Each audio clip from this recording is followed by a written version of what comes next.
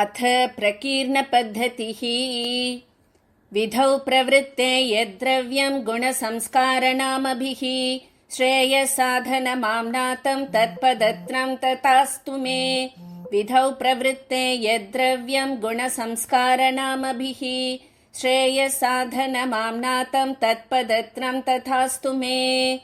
मधुरस्मितरम्यमौक्तिकश्रीः विशसि व्यञ्जितमञ्जुलप्रणादा सह रङ्गनृपेण वासगेहं तनुमध्यामणिपादुके त्वमेका। मधुरस्मितरम्यमौक्तिकश्रीः विशसि व्यञ्जितमञ्जुलप्रणादा सह रङ्गनृपेण वासगेहं तनुमध्यामणिपादुके त्वमेका। शुभशब्दविशेषसंश्रिताभिः भवती शौरिपदावणिक्रियाभिः अनुतिष्ठति नूनमाश्रितानाम् अखिलोपद्रवशान्तिकं नवीनम्। मणिभिर्मधुपैरिपादरक्षे भवती विक्रमणे प्रवर्धमाना युगपद्भवतां युगान्तकाले दिवि लक्ष्मीं विदधे दिवाकराणाम्। मञ्जुस्वनां मणिमयूखकलापिनीं त्वां दृष्ट्वा कपर्दसविधे विनिवेश्यमानां गूढीभवन्ति गरुडध्वजपादरक्षे फूत्कारवन्ति पुरवैरिविभूषणानि। मध्ये परिस्फुरितनिर्मलचन्द्रतारा प्रान्तेषु रत्ननिकरेण विचित्रवर्णा पुष्णासि रङ्गनृपतेर्मणिपादुके त्वं चक्षुर्वशीकरणयन्त्रविशेषशङ्काम्। पादेन रङ्गनृपतेः परिभुज्यमाना मुक्ताफलप्रकटितश्रमवारिबिन्दुः उत्कण्टका मणिमयूखशतैरुदग्रैः सीत्कारिणीव चरणावनिषिञ्जितैस्त्वं। दूरप्रसारितकरा निनदैर्मणीनाम् आयाति दैत्यरिपुरेत्यसकृद्ब्रुवाणा दैत्येश्वरानभिमुखान् जनितानुकम्पाम् अन्ये निवारयसि माधवपादुके त्वम्। अच्छेद्य रश्मिनियतक्रमरत्नधुर्या निष्कम्पकुबरनिभं दधति प्रतीकम्। क्रीडागतेषु मधुजित्पदपद्मलक्ष्म्याः कर्णीरतस्त्वमसि काञ्चनपादरक्षे।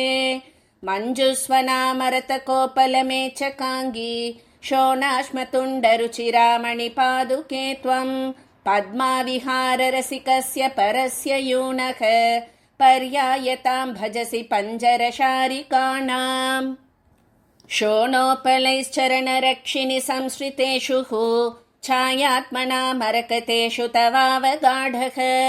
अन्वेति शौरिरभिदः फलपङ्क्तिशोभिनी आत्मानमेव शयितं वटपत्रमध्ये स्फीतं पदावनि तव स्नपनार्द्रमूर्तेः आसागरं ततमभून्मणिरश्मिजालं लीलोचितं रघुसुतस्य शरव्यमासन्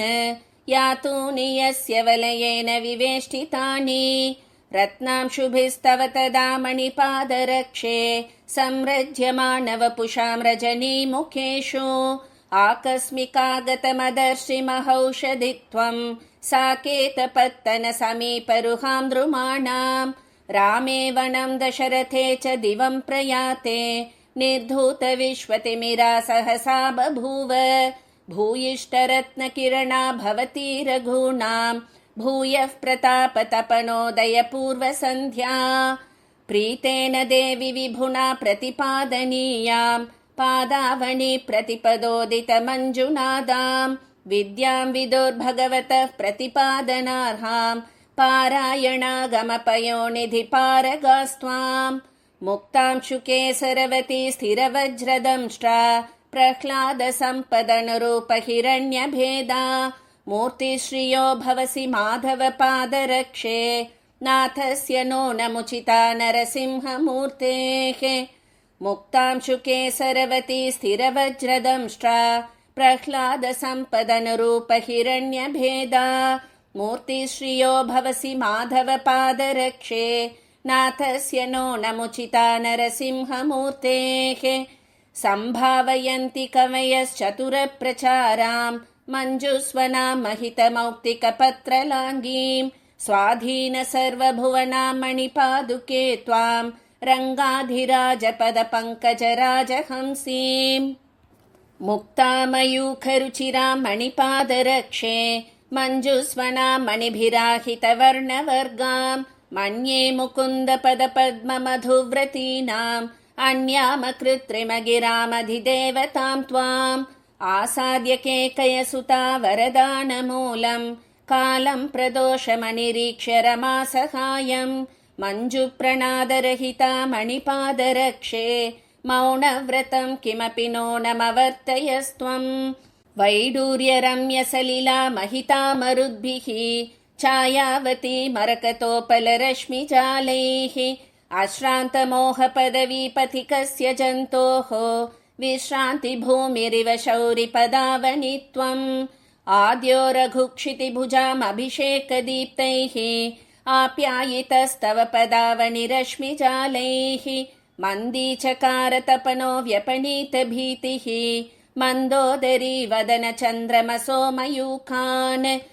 मान्या समस्तजगतां मणिभङ्गनीला पादे निसर्गघटिता मणिपादुके त्वम् अन्तःपुरेषु ललितानि गतागतानि हि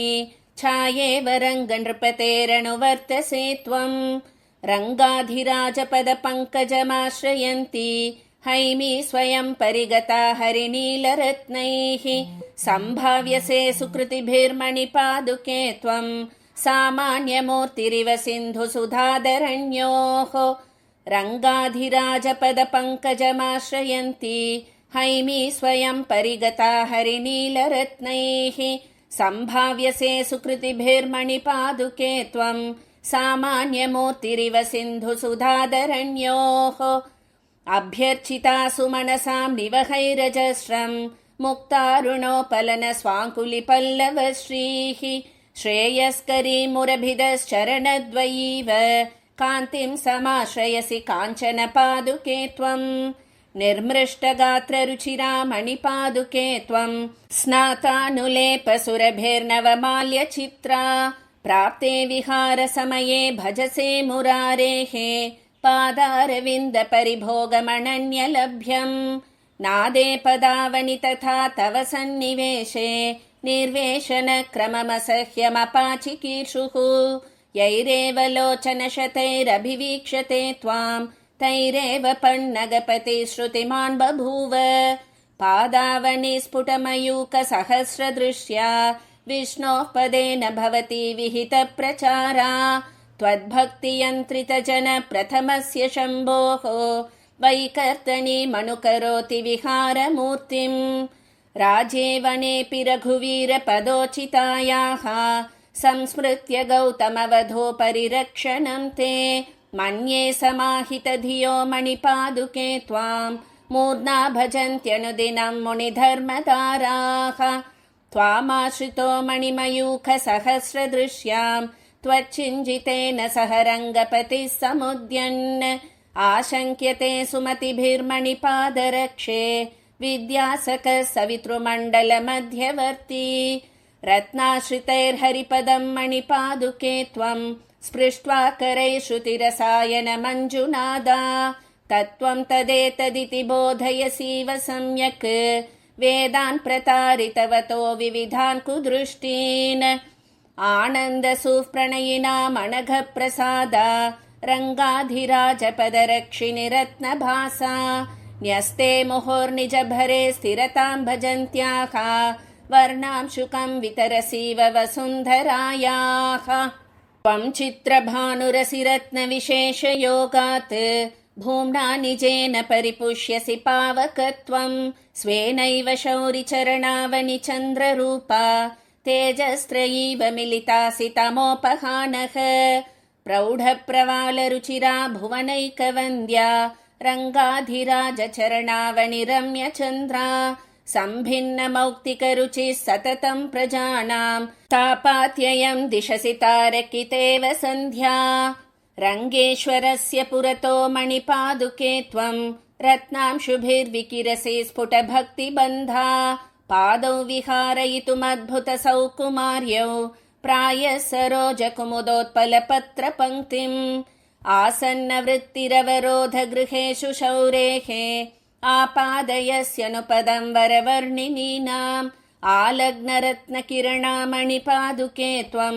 मञ्जुस्वना मदनबाणनिघर्षशङ्काम् पर्याप्तमौक्तिकनखा स्फुटपद्मरागा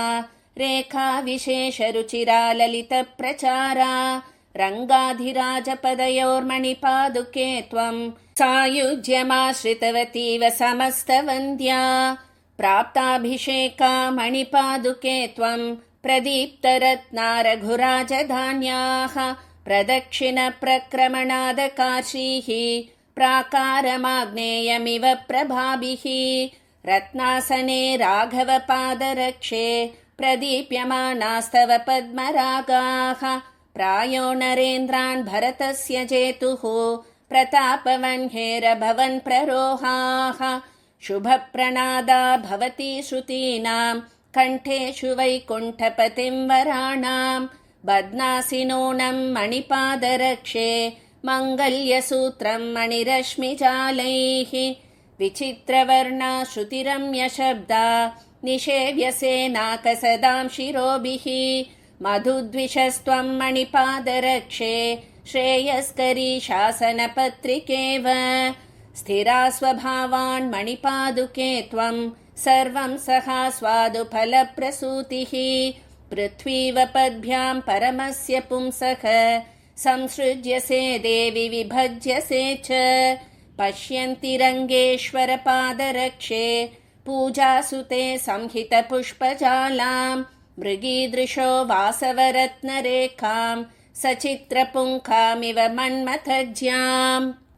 करैरुदग्रैः स्फुरतामणीनां मञ्जुस्वना माधवपादुके त्वम्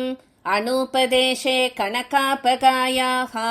कले प्रवेशं प्रतिषेधसीव आक्रान्तवेदिर्भवति तदानीम् अदर्शिमुक्तान्वितशोणरत्ना करग्रहार्तं भरतेन भूम्याः लाजोत्करैर्वह्निशिखेव कीर्णा पत्रलामणिगणैर्हिरण्मयी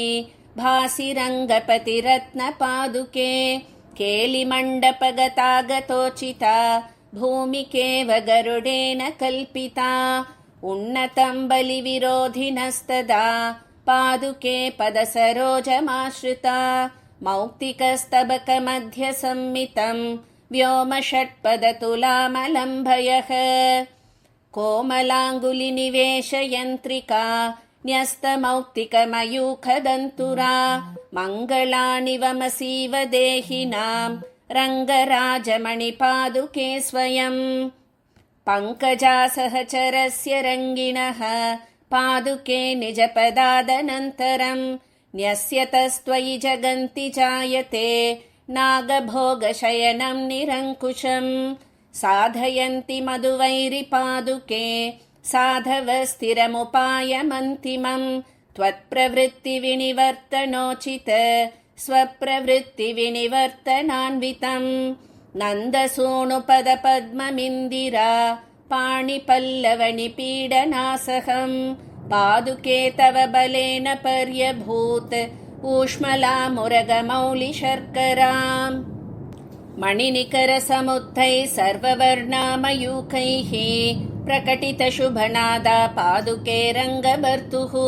निखिलनिगमसूतेर्ब्रह्मणस्तत्सनाथाम् अवगमयसि हृद्यामर्धमात्रां चतुर्थीम् श्रुतिविषयगुणा त्वं पादुके दैत्यहन्तुः सततगतिमनोज्ञा स्वेन धाम्ना ज्वलन्ति जनितभुवनवृद्धिर्दृश्यसे स्थैर्ययुक्ता विधृतनिखिलभूता वैजयन्तीव माला रघुपतिपदसङ्गाद्राज्यखेदं त्यजन्ति पुनरपि भवति स्वान् दर्शयन्ति विहारान् अभिसमदितवृद्धिं हर्षकोलाहलानां जनपदजनितानां ज्यायसा शिञ्जितेन हरिचरणमुपग्नं पादुके संश्रुतायाम् अधिगतबहुशाखं वैभवं दर्शयन्त्याम् अभजत विधिहस्तन्यस्तधर्मद्रवायां त्वयि मुकुलसमृद्धिं मौक्तिकश्रीस्तदानीं कणकरुचिरकान्तिः कल्पिता शोकभारा कृतपदकमलश्री क्रीडता माधवेन दिशि दिशि सुमनोभिर्दर्शनीयानुभावा सुरभिसमयलक्ष्मीं पादुके पुष्यसि त्वम्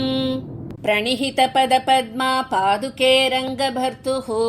शुभतरगतिहेतुश्चारुमुक्ता प्रवाला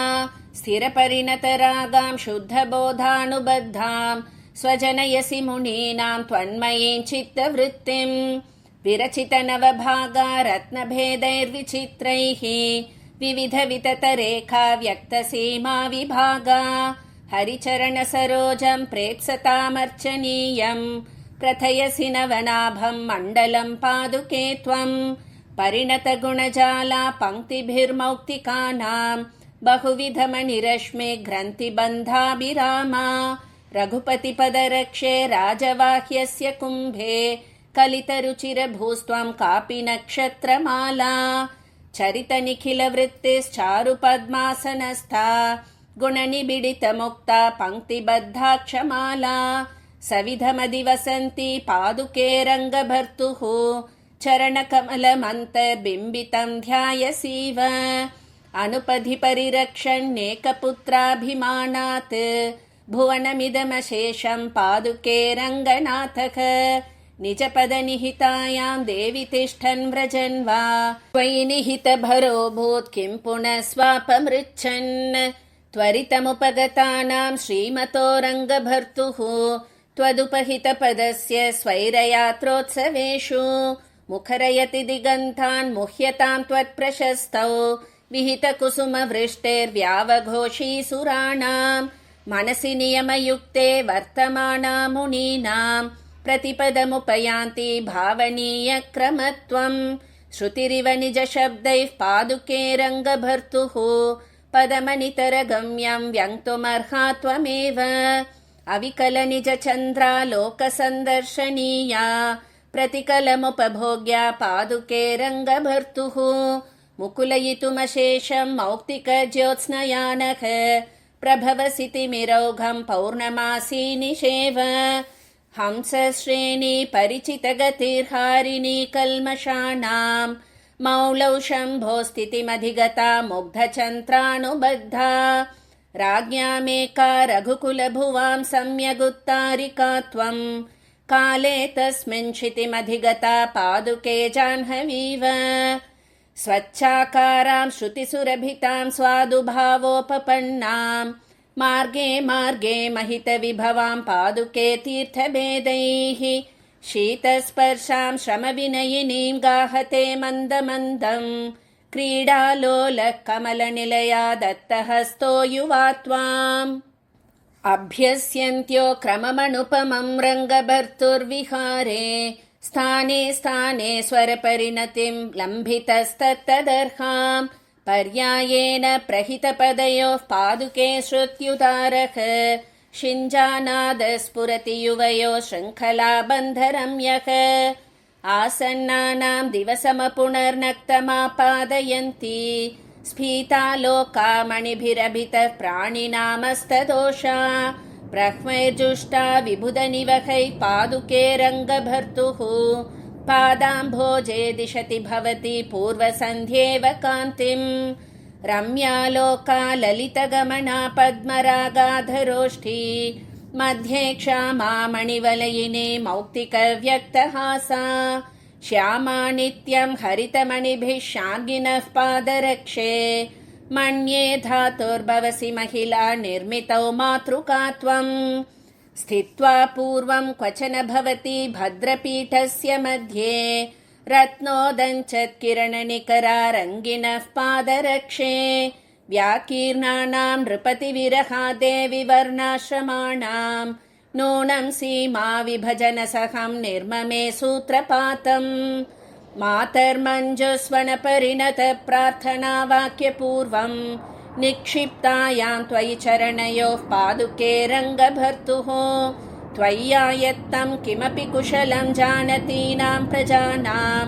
पर्याप्तन्न खलु न भवत्यात्मनिक्षेपकृत्यम् नित्यं रङ्गक्षितिपतिपदन्यासधन्यात्मनस्ते शिञ्जानादं श्रवणमधुरं पादुके दीर्घयन्तः काले तस्मिन् करणविगमक्लेशजातं विहन्युः सन्तापन्नस्तरुणतुलसी गन्धिनो गन्धवाहाः संसाराध्वश्रमपरिणतं संस्मृतानां जनानां